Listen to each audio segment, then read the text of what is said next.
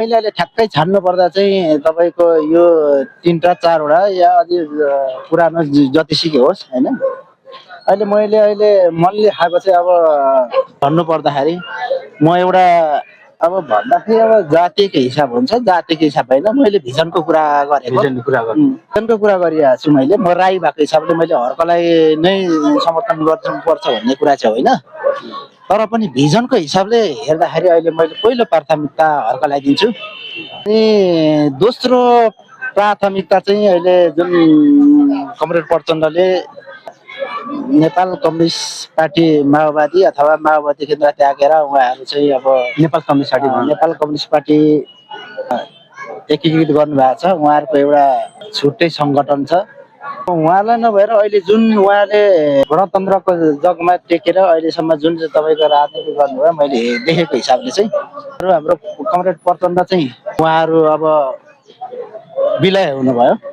राजनीतिबाट भन्दा पनि नै हुन्छ, उहाँहरू विलय हुनुभयो। उहाँहरू अब त्योभन्दा फाल्टो अब काङ्ग्रेस एमाले भन्ने कुरा त उहाँहरू पहिले नै विलय भइसकेको हो। कमरेड प्रचण्ड पनि तपाईँको अहिलेको मेरो बुझाइले चाहिँ उहाँ विलय हुनुभयो, हराइसक्नुभयो। अब उहाँको नाम निशाना हामीले खासै देख्न पाउने अवस्था त छैन होइन। उहाँ त झन् अब 8वटा दल मिलाएर एकदमै बलियो भएर गएको छु भन्नुहुन्छ। अनि हजुर, तपाईँको कुरालाई मैले एकैछिन काटेँ। अब यसैको जगलाई टेकेर अथवा यसैको सिद्धान्तलाई अँगालेर कमरेड विप्लव आउनु हुँदैछ। त्यस पछाडि भनेको मेरो समर्थन भनेको चाहिँ कमरेड विप्लवलाई जान्छ, हर्क सम्मान पछाडि। जुन मैले एउटा यहाँनिर तपाईँको कुरालाई एउटा सोध्न आएँ, तपाईँले जुन पछिल्लो समयको यो तिनवटा नेताहरूमा अलिकति पछिल्लो समयको अलि हावा भएको अलिकति मै गर्छु भन्ने किसिमको आएको हर्क साम्पाङै रोज्नु चाहिँ किन तपाईँले? मैले अघि पनि तपाईँलाई भने उहाँको भिजन राम्रो छ। उहाँले भ्रष्टाचार, अनि उहाँ त ट्याग लागेको छ होइन, ढुङ्गे मेयर भनेको छ। ढुङ्गा बोकेर चाहिँ हर्क साम्पाङले के देश बनाउन सक्ला त?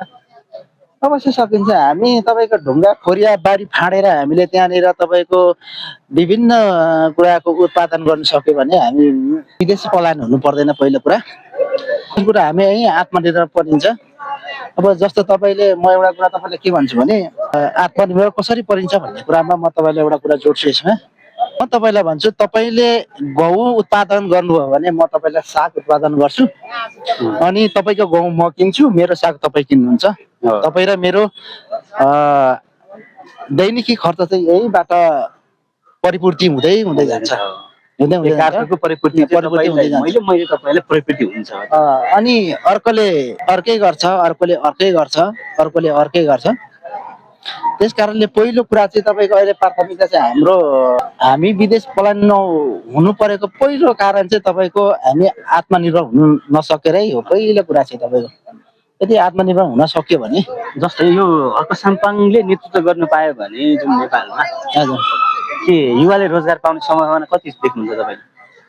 अहिले त्यो ठ्याक्कै चाहिँ यतिले भन्न चाहिँ सकिँदैन, तर सम्भावना तीव्र छ। यो भन्नुहुन्छ हामी त नेतृत्वमा पुगेको खण्डमा 1 वर्षमा त नेपाल कायापलट भन्नुहुन्छ। जुन प्रचण्डले 10 वर्षमा त हामी त नेपाल त एसियाकै पहिलो देश बनाउँछौँ भन्नुभएको थियो, अनि देश डुब्यो, त्यही बोलेको। अर्को हर्क साम्पाङले पनि होइन 1 वर्षमा त नेपाल कायापलटै हुन्छ, त्यो खालको अभिव्यक्ति दिनुभयो भर्खरै होइन।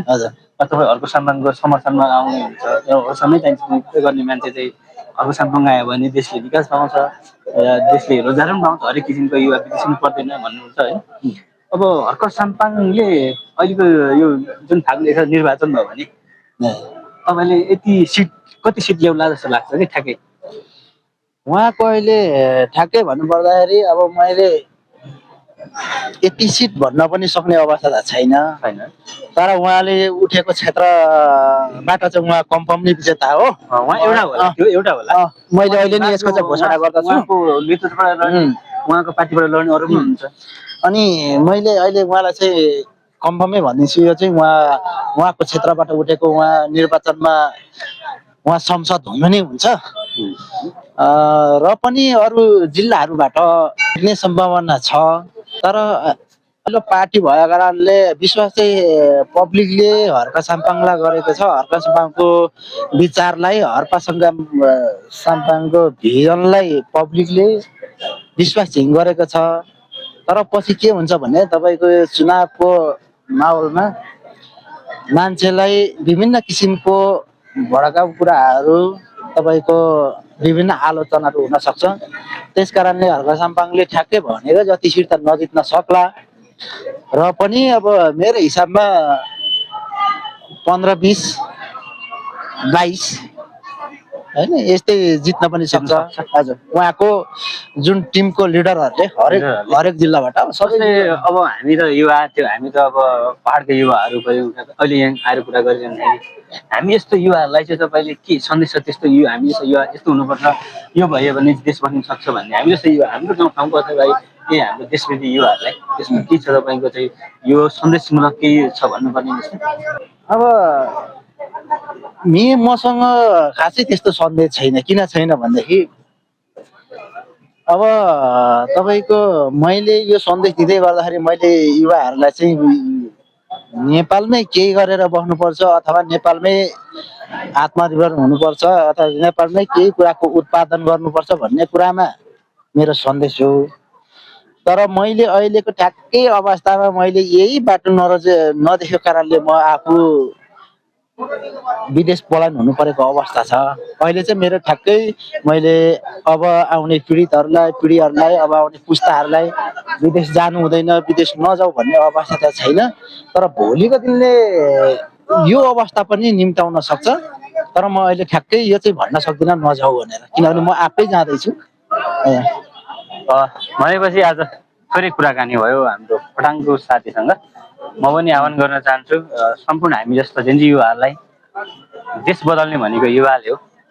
अब हामी यो भ्रष्टाचार घुसखोरीमा नलागेर देश बनाउने एउटा सङ्गठनमा आबद्ध भएर देशको नेतृत्व लिने र देशको यो निकास आउने ठाउँमा चाहिँ लागेर आउने निर्वाचनमा चाहिँ सबै एकबद्ध भएर नयाँलाई जिताउनको लागि म आग्रह गर्न चाहन्छु र धन्यवाद।